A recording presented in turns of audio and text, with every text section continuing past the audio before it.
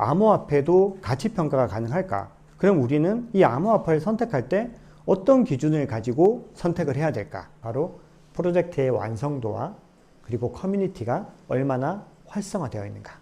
이 두 가지로 접근을 하셔야 돼요. 반갑습니다. 오늘 여러분들과 10년 후 100배 암호화폐 투자라는 다소 좀 자극적이고 다소 좀 거창한 주제로 여러분들과 1시간 반 정도 강의를 하게 됐습니다. 투자에 다들 관심 많으시죠? 투자에 성공하는 비법이 있어요. 이 블래시라고 하는데요. 아까 잠깐 지나갔어요. 이게 뭐의 약자인지 혹시 아시는 분 계시나요? 모르시나요? 네, buy low and sell high입니다. 쌀 때 사서 비싸게 팔 수 있으면은 여러분 다 부자가 되실 수가 있으세요. 이게 가장 기본이죠, 투자에. 근데 이게 문제가 뭐냐면 이게 너무 어려워요.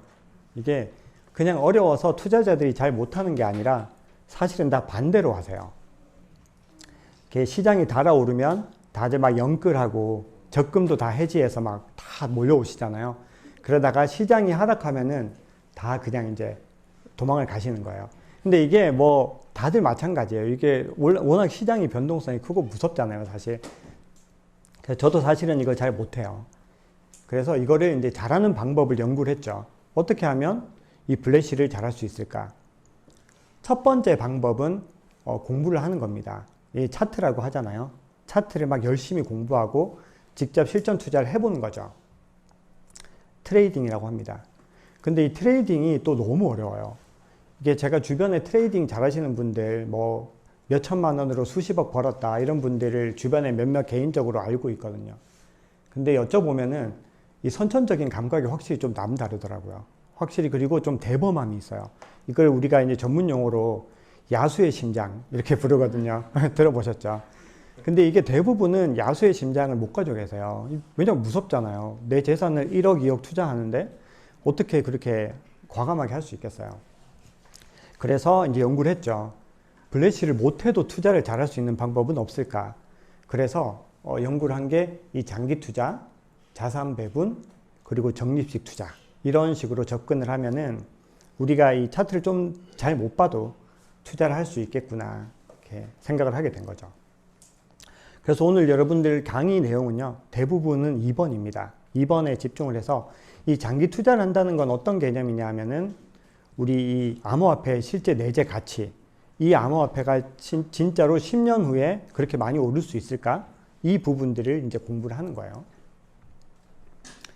저 인사가 늦었습니다. 저는 10년 후 100배 암호화폐 투자의 저자이고요.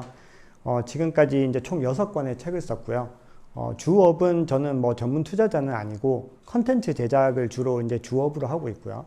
그 수익들을 이제 사업소득이죠. 사업소득을 투자, 자본소득으로 연결해서 어떤 경제적 자유를 얻을 수 있는 방법을 연구하고 있습니다. 그래서 여러분들께도 전업 투자자가 되라 이런 얘기는 절대로 저는 안 드리고요. 본인의 정말 하는 일들을 굉장히 열심히 하면서 그 수익들을 장기 투자로 연결을 해서 부자가 되는 방법들을 같이 연구를 하고 싶습니다. 자, 오늘 강의에서는 총 6가지 얘기들을 할 거예요. 첫 번째는, 근데 이제 이걸 얘기를 하기 전에 제가 이렇게 구성을 한 이유를 좀 말씀을 드릴게요. 제가 이렇게 책에서 서문에서도 이제 언급을 했는데, 제가 아는 분이랑 이제 카페에서 차를 마시는데, 그분이 이제 암호화폐 투자를 하신다고 하더라고요.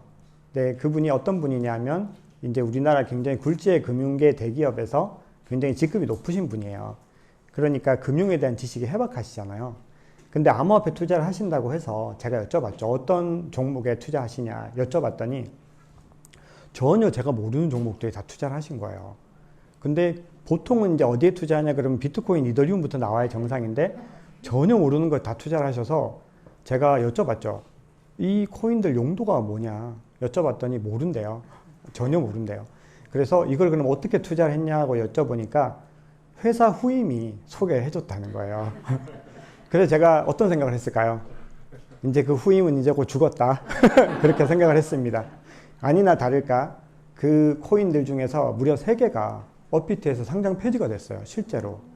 그래서 그 후임의 운명은 모릅니다. 저는 이제 그 이후에는.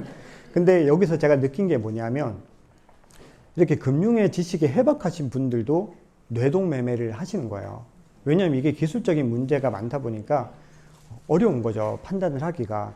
그래서 그렇게 전문가 분들도 뇌동매매를 하는데 일반 투자자들은 사실은 말할 필요가 크게 없겠다는 생각이 들더라고요.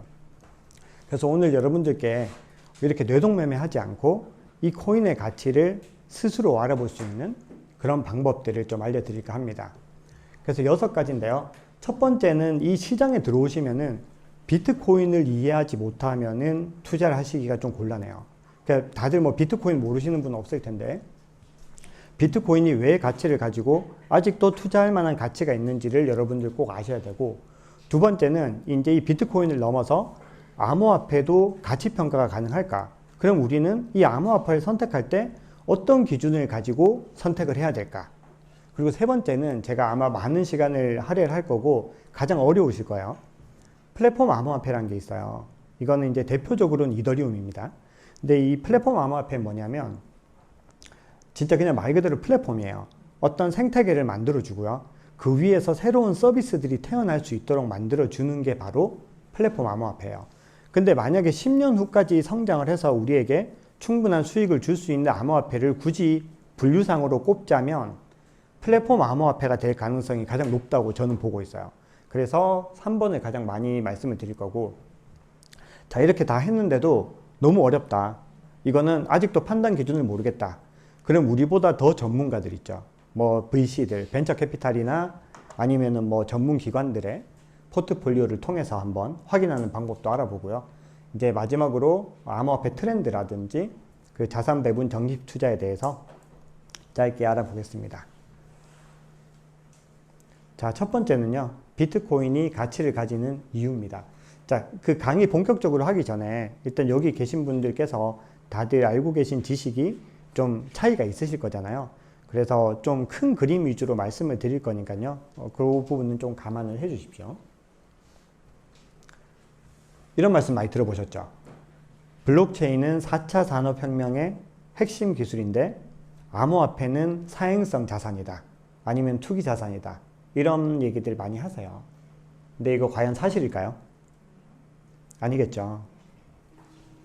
블록체인은 뭐냐면 이 말 그대로 블록을 체인처럼 쭉 연결한 거예요. 그래서 블록이 체인처럼 붙어 있다라고 해서 블록체인이거든요. 그럼 여기서 이제 블록이 뭔지를 알아야겠죠. 블록이라고 하는 거는 특정한 시간 동안 거래된 내역을 담고 있는 거래 장부예요. 그러니까 이제 비트코인을 예로 들면 비트코인은 10분에 하나씩 블록이 새로 생겨서 체인 뒤에 계속 붙여 나가거든요. 그러면 10분 동안의 비트코인 내역이 블록 하나에 담기고 그 다음 내역이 그 다음 블록, 그 다음 블록 이렇게 쭉 담아가는 거예요. 자, 근데 이게 이 블록체인은 하나의 서버에 저장되지 않습니다. 이거를 전 세계에 흩어져 있는 수많은 컴퓨터, 가령 비트코인 같은 경우는 15,000대 가량의 컴퓨터가 이걸 나눠 담고 있어요. 이 컴퓨터들을 우리가 노드라고 부르거든요. 그래서 이 노드들이 이거를 담고 있기 때문에 우리가 이게 탈중앙화 되었다라고 얘기를 하는 거예요. 특정 서버에 없기 때문에.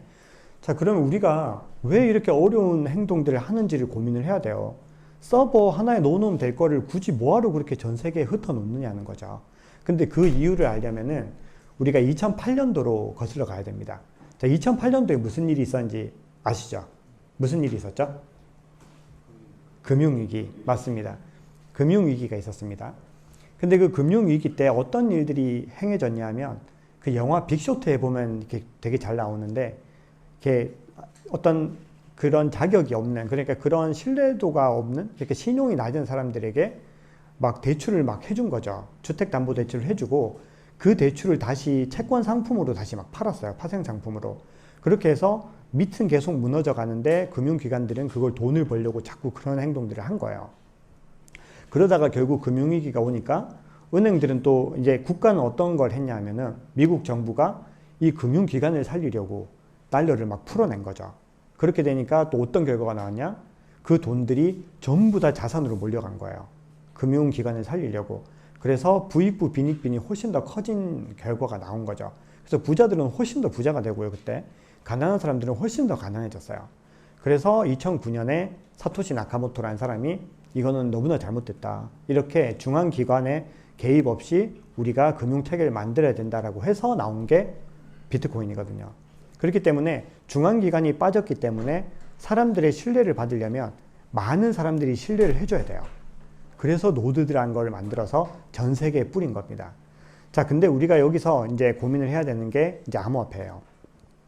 자, 그렇게 컴퓨터를 다 뿌렸는데 이 비트코인을 채굴을 하려면은 엄청난 전기가 들어가거든요. 그걸 컴퓨팅 파워라고 하죠. 엄청난 그 컴퓨터의 그 CPU 파워들이 필요한데 비트코인이 어느 정도 전기를 소모하냐 하면 폴란드가 1년 동안 소모하는 전력, 폴란드 유럽에서는 작은 나라죠. 그 전력과 거의 맞먹을 정도의 전기를 1년에 소모를 해요. 그러다 보니까 그거를 누가 공짜로 해줄 수가 없겠죠. 그래서 암호화폐를 주기 시작한 겁니다. 그래서 이 블록체인을 떠받쳐주는 사람들에게 비트코인을 보상으로 주기 시작했는데 그게 지금 정말 전 세계적인 자산이 된 거죠. 자, 그래서 비트코인은 탈중앙화되어 있기 때문에요. 국가라는 장벽을 넘어서야 돼요. 근데 이번에 우크라이나 사태 때 그게 많이 증명이 됐습니다. 그래서 주식과 디커플링도 일어나게 됐고요. 이 루블화가 굉장히 폭락을 했죠. 루블화가 왜 폭락을 했냐면 스위프트라고 하는 그 전산망에서 배제가 되니까 루블화를 이제 사용을 할 수가 없게 되니까 러시아 사람들이 이걸 빨리 달러로 바꾸려고 간 거예요. 근데 달러로 다 바꿀 수가 없죠. 은행에서 보유하고 있는 외화의 그 규모는 한정돼 있으니까. 그래서 사람들이 다 뭘로 바꿨냐 하면 비트코인으로 바꾼 거예요. 그래서 비트코인의 가치가 상승을 하게 된 거죠. 국제 송금의 벽도 많이 무너뜨렸어요. 사람들이 이 암호화폐는 그냥 개인 지갑으로 자유롭게 쏴줄 수 있거든요. 그러니까 뭐 송금 스위프트가 필요가 없는 거예요. 그냥 뭐 자유롭게 다 사람들이 기부를 하고 도와준 거죠. 그리고 인터넷만 연결되면은 모든 것들을 할 수 있는 거예요. 그래서 이게 일론 머스크한테 스타링크를 열어달라고 했더니 이게 가능해진 거죠. 인터넷 하나의 힘으로. 자, 그래서 이번에 이제 비트코인의 가치가 많이 증명이 된 겁니다. 자, 그러면 여기서 우리가 이걸 이제 생각해 봐야 되죠. 그래서 비트코인이 왜 가치를 가지냐? 그거는 5가지 이유입니다. 모든 암호화폐 프로젝트 중에서 유일하게 네트워크가 완성이 되어 있어요. 그리고 탈중앙화와 보안성이 가장 높고요. 기관 투자자들이 굉장히 많이 투자를 하고 있어요. 2017년, 18년도에 우리 불장이 있었거든요. 그때 굉장히 암호화폐 시장이 뜨거웠는데 그때는 대부분의 투자자가 개인이었어요. 2030 개인들이 투자를 해서 가격을 올렸다면 지금은 시장이 완전히 바뀌었습니다. 미국에 있는 기관 투자자들이 가장 많이 투자하고 있어요. 그렇기 때문에 비트코인이 가치가 있는 거예요. 앞으로도 이 비트코인의 가치가 계속 증명이 되면은 기관 투자자들이 계속 들어오겠죠. 그럼 비트코인의 가치는 계속 상승하게 되겠죠. 그리고 무엇보다 중요한 건 이 비트코인은 이 시장의 기축통화라는 거예요. 만약에 이 시장의 상승이 시작되면 무조건 비트코인에서 시작이 됩니다. 그리고 하락을 하더라도 비트코인부터 먼저, 비트코인이 가장 나중에 움직이죠. 그렇기 때문에 가장 안전한 자산이다. 이렇게 보시면 돼요. 그러면 비트코인을 볼 때는 우리가 어떤 지표를 봐야 되느냐? 크게 3가지 정도로 보시면 돼요. 시장이 아무리 하락하더라도 이 지표들이 굳건하게 받쳐주면은 여러분들은 아직까지도 시장이 크게 흔들리지 않았다라고 보시면 돼요. 첫 번째는 해시레이트라는 건데요. 혹시 들어보셨나요? 해시레이트? 이게 해시레이트가 뭐냐면 이 암호화폐는 채굴기가 채굴을 하거든요. 근데 그 채굴기가 많이 동원이 될수록 해시레이트가 높아져요. 그러니까 해시레이트가 높다는 거는 사람들이 채굴자들이 열심히 채굴을 하고 있는 거죠. 그 얘기는 시장이 아무리 하락해도 채굴자들이 채굴을 계속하고 있다. 그거는 이제 시장이 여전히 죽지 않았다는 거예요. 그래서 곧 반등할 수 있는 기회가 되죠. 자, 근데 해시레이트가 높아진다는 얘기는 뭐냐 하면 채굴기가 많아지는 거거든요. 그러면은 채굴자들끼리 경쟁이 치열할 거잖아요. 그쵸? 그러면 채굴의 난이도가 높아져요. 이거를 이제 비트코인 네트워크가 조정을 해주거든요. 왜냐하면 10분에 하나씩 블록을 생성해야 되는데 경쟁이 너무 치열해지면은 얘네가 난이도를 조절해가지고 경쟁을 갖다 더 막 점화시켜줘요. 그렇게 되면 난이도가 높은 상태에서 태어났을수록 굉장히 비싸게 태어난 비트코인이 되거든요. 그러면 비트코인의 가치는 여전히 높은 거예요. 그렇게 이제 해석을 하시면 되고, 자, 이제 다음으로 보셔야 되는 건 비트코인 도미넌스 지표라는 거예요. 이 도미넌스는 비트코인의 점유율을 의미하거든요. 그래서 비트코인이 점유율이 높을수록 시장이 안정화되어 있다고 보시면 됩니다. 만약에 여기 보시면은 여기 막 하락한 지점 보이시죠?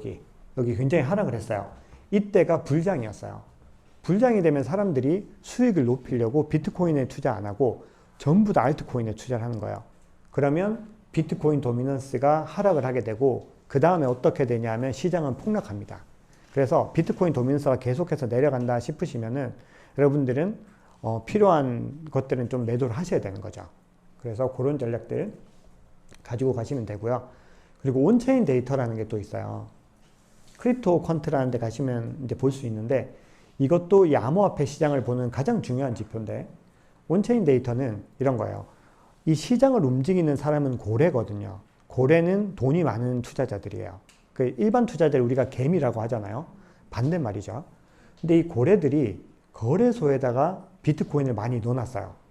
거래소. 뭐 예를 들어서 업비트라든지 뭐 빗썸이라든지 거래소에 막 본인들의 코인을 보냈다. 그거는 곧 팔겠다는 의미입니다. 그냥 클릭 한 번만 팔 수 있잖아요.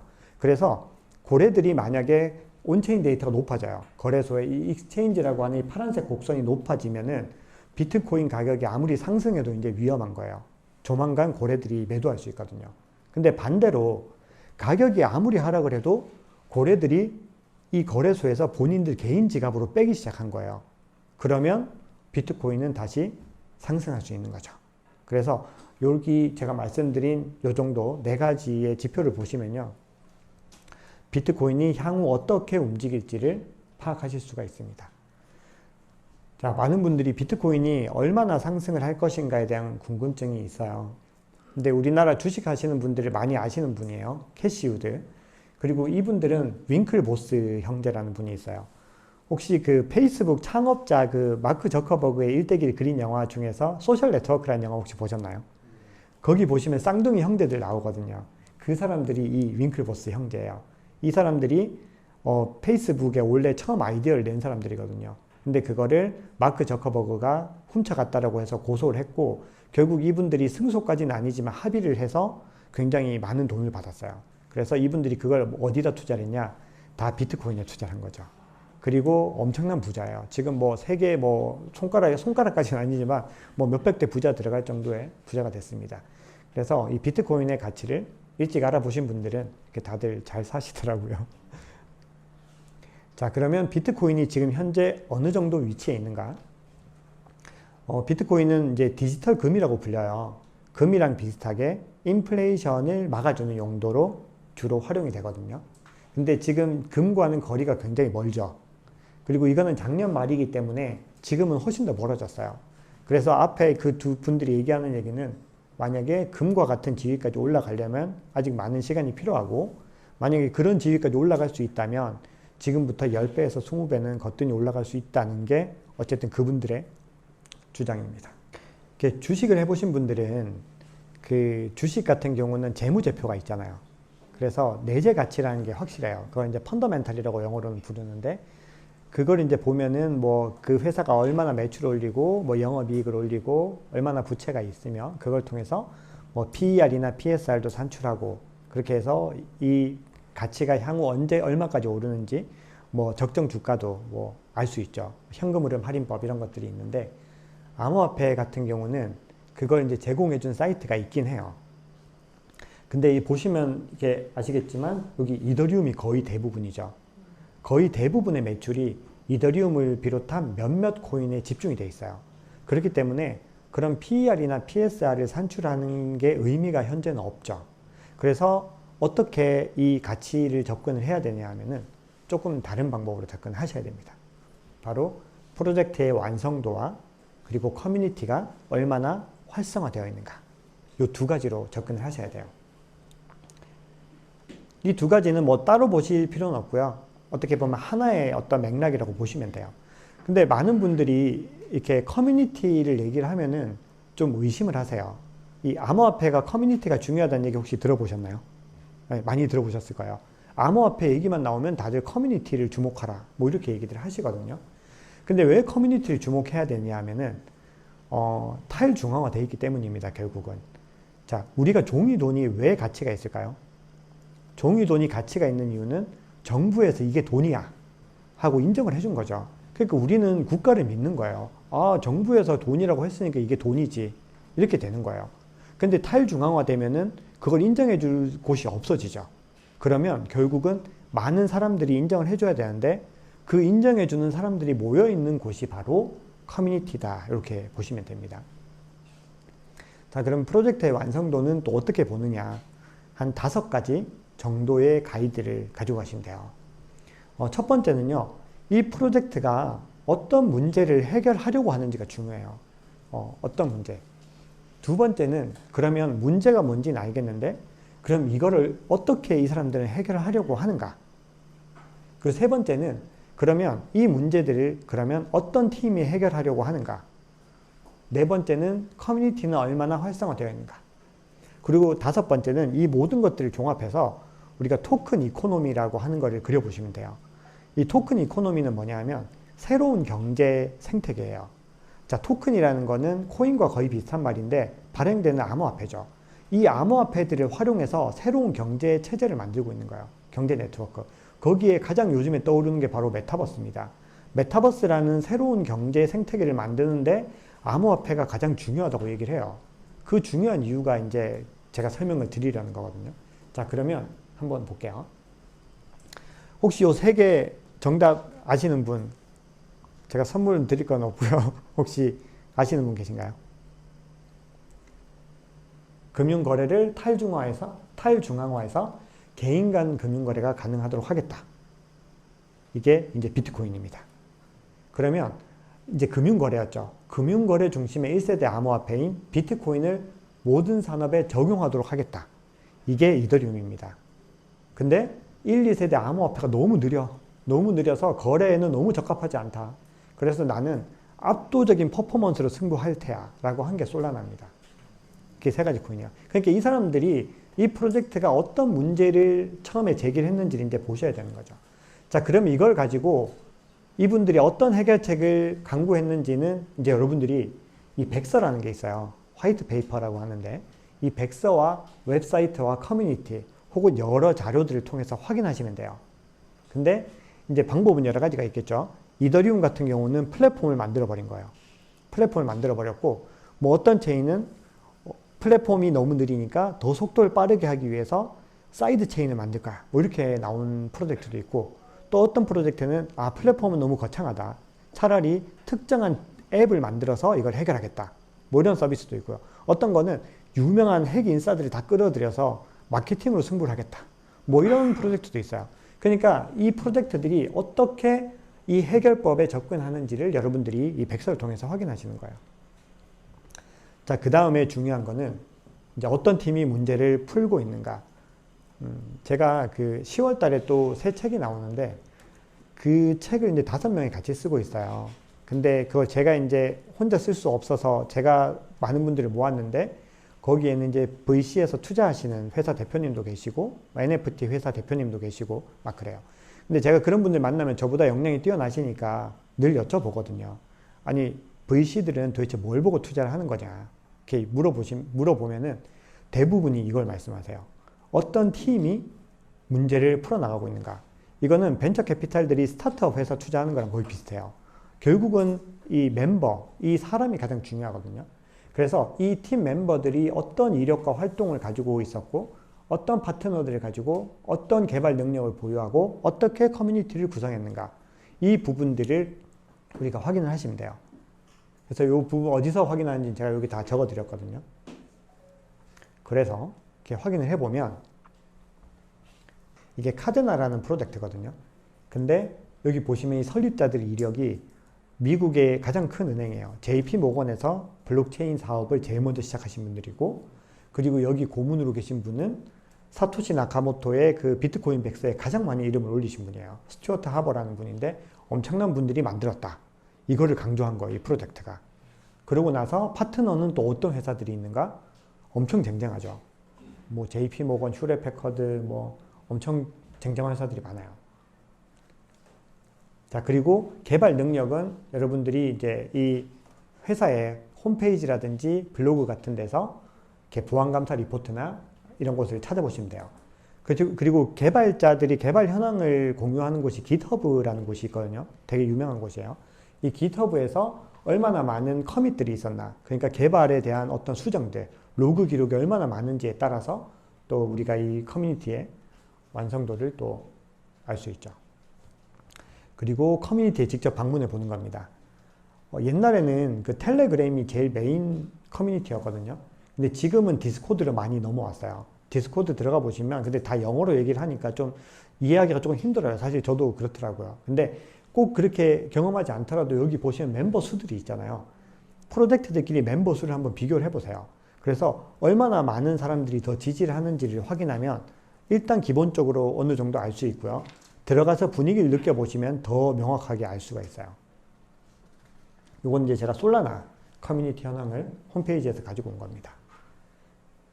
자, 그리고 벤처 투자하시는 분들이 또 중요하게 보는 건 어떤 분들이 지지하는가. 이분들이 이 암호화폐 시장에서는 뭐 초특급 핵 인사들이에요. 이 모르는 분 없으시죠? 누구죠? 네, 일론 머스크예요. 일론 머스크 별명이 도지파더거든요. 도지코인을 너무 많이 밀어줘서 도지파더라고 불리는데, 실제로 일론 머스크 덕분에 시가총액 20위 내에서 거의 굳건하게 버티고 있어요. 도지코인이 사람들이 막 망했다 뭐 이렇게 생각하시는 분들이 많으신데 전혀 그렇지 않고요. 도지코인이 뭐 앞으로 얼마나 더 가치가 올라갈지는 저는 잘 모르겠습니다만 지금 계속해서 사용성이 늘어나고 있어요. 그러니까 처음에는 장난으로 만든 거거든요. 그냥 개발자들이 이미지도 보시면 장난스럽잖아요. 근데 도지코인을 일론 머스크가 밀어주니까 커뮤니티가 먼저 생기고 이후에 사용성이 생겨서 시가총액이 높아진 케이스예요. 근데 이게 암호화폐 시장에서는 굉장히 흔한 패턴이기도 해요.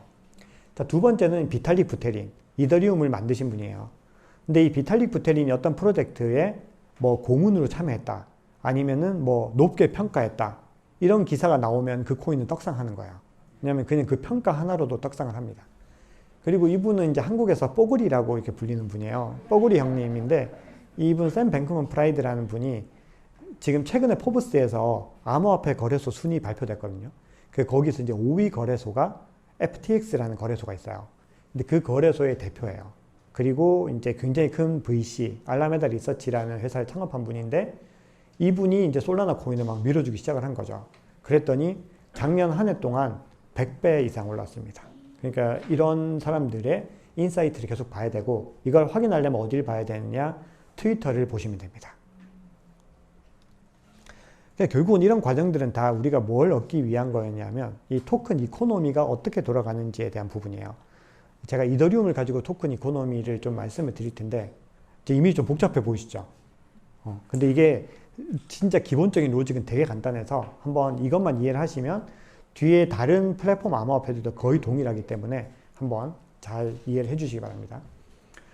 이더리움 메인넷이 있어요. 이더리움 메인넷은 뒤에서 자세하게 말씀드리겠지만 네트워크의 개념입니다. 메인넷, 그러니까 독립된 네트워크. 근데 거기에는 두 개의 주체가 있어요. 사용하는 사람들이 있고 채굴하는 사람들이 있어요. 사용자들은 말 그대로 이 플랫폼 위에서 뭔가 서비스를 이용하는 거예요. 근데 여기는 뭐 개발자나 이런 분들도 다 사용자예요. 어디서든 이 플랫폼에서 자료를 하나라도 전송하는 순간 다 사용자가 되는 거거든요. 그래서 블록체인에서 뭐 토큰을 전송한다거나 뭐 NFT를 구매한다거나 아니면 스왑 거래를 한다거나 뭐 스테이킹을 거래하든 뭐든지 다 사용자가 돼서 그에 대한 수수료를 지급합니다. 그게 바로 가스피예요. 근데 이더리움은 가스피가 너무 높죠. 너무 비싸서 이게 사람들이 이제 문제가 되는 거거든요. 그래서 이 가스피를 이더리움 메인넷이 가지고 있다가 채굴자들에게 보상으로 나눠주게 돼요. 그러면 이게 시스템이 잘 돌아갈수록 보상도 커지고 계속해서 이 흐름이 좋아지겠죠. 그리고 이거를 이더리움 메인넷은 이 수수료 중에 또 일부를 소각하게 돼요. 자, 그러면 이제 어떤 효과가 나오냐면 수요는 늘어나는데 공급은 줄어드는 효과가 나옵니다. 그렇게 되면 이더리움의 가치는 높아지죠.